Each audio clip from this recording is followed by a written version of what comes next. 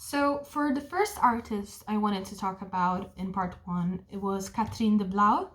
I hope I said her name right, and her series of collages called Attack. I first saw her in Rotterdam's Photo Museum a while ago, I think last year, the end of last year, and she calls herself a photographer without a camera because she takes on these pieces from very old magazines, like vintage magazines, and put them together, does some slight alterations, and it creates this kind of like cinematic feel, which was very, very common on the French New Wave movement. She started doing her collage series actually in the 90s, and she's still at it, which is really nice. They often portray femininity, mystery, intimacy, and what it means to be a woman. So I guess I connected to it a lot actually. And I don't know, I really like collages. I really like knowing who I am. So it was very, very interesting to search and to look more deeply into it. Okay, so next one. Next one is L. Lissitzky from Basic Calculus. I couldn't find the whole thing because apparently this Basic Calculus was a series, but I couldn't find all of them. So I only chose this one. And it's very simple design. There are 3 C's and a P, which is CCCP, which are the communist government that was going on during that time in Russia. It's important to state that he is a Russian artist. Well, he was a pioneer with using typography during modernism and doing this thing of like using typography more than just type, but actually as a whole new thing, a whole new way to send a message, right? He has a very strong influence of Kazimir Malevich, and is usually shown on his usage of colors and the basic shapes and the strong statement that he usually portrays on his work, right? I like this piece in specific because it's a successful piece, because it's easy to understand, it has a clear message, and in Russia during that time, the numbers of how's it called? Illiterate people were extremely high. So having a more image-based poster and more image-based message was easier and more effective for the population, right? It was his work would actually influence a lot of what would become the typographic design in the style artists and Bauhaus structures.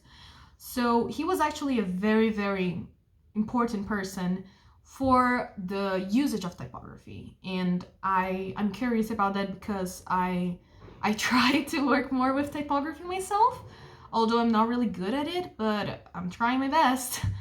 Okay, last artist. This one is actually 2 artists, but they work together, that are Nancy Skolos and Thomas Weddell. And this piece is called Coexistence to be Human. It's a work that is often they work actually, often focusing on the social aspects, and they bring reason and subjective emotions together in this piece. So, as a way to connect people, right? The posters are of opposing colors, and the lines that like intertwine them, they don't really intertwine, but you can see that there's a lot of lines, there's a lot of geometric segments, right? They were used in a way to bring a sense of togetherness to the audience, and it was made as a poster for a competition in which they won. I forgot the name of the competition, and I will look it up and I will send to you if you wish, but apparently it was a very important competition, and they actually got their reputation because of it. Next one. Okay, so project of choice. I chose Lissitzky for my project of choice, mostly because, as I said on part one, I'm very, very interested in use of typography, actually with Ying's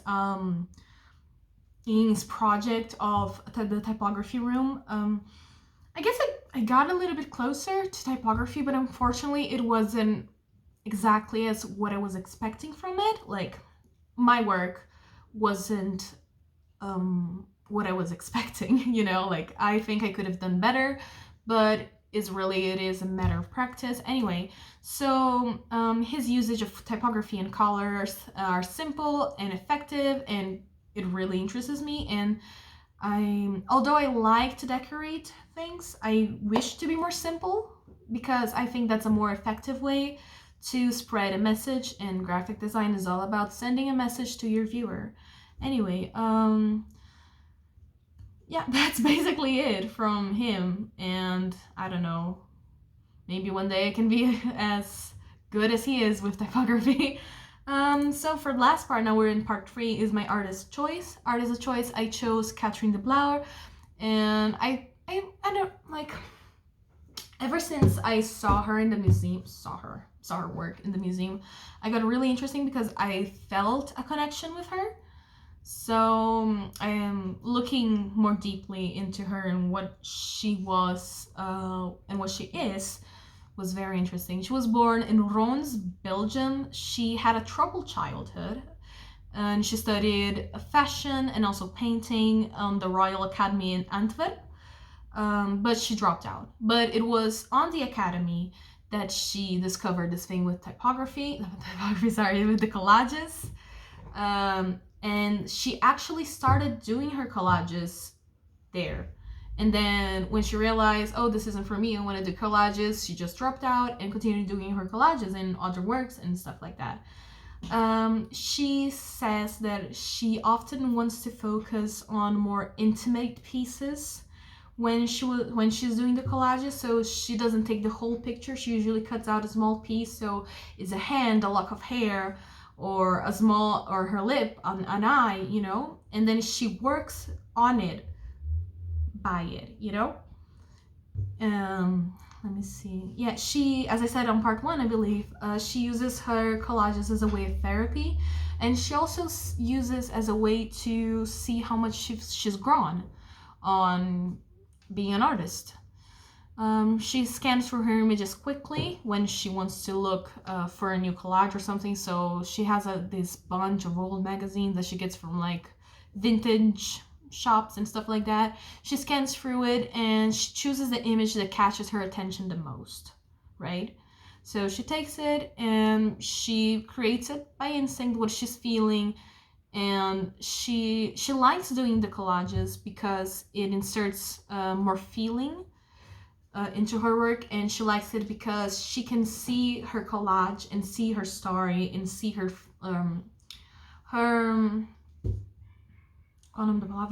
sorry, I forgot the name of the word. She can see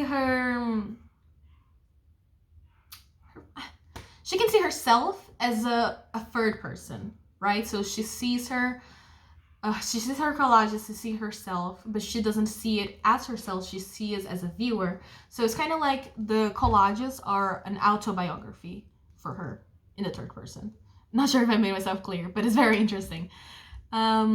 So by looking into her, I guess I want to make more collages. I actually started doing more collages while at home.